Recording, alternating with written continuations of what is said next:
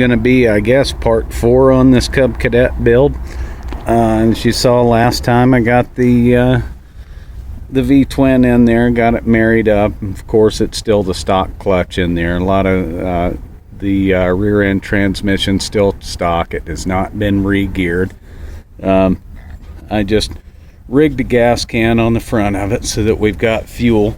And also, as I told you before, I welded a piece of metal in right here. I came up 1 3/8 inches off of the original hole, drilled a hole, brought that grill up so that this sheet metal will fit. And on this side, you can see that it clears the valve cover here. The other side, it does not, because it's got this fuel pump on top of the valve cover. I'm going to put an electric fuel pump on this with the aftermarket valve covers, so once I change that out, that will fit on there.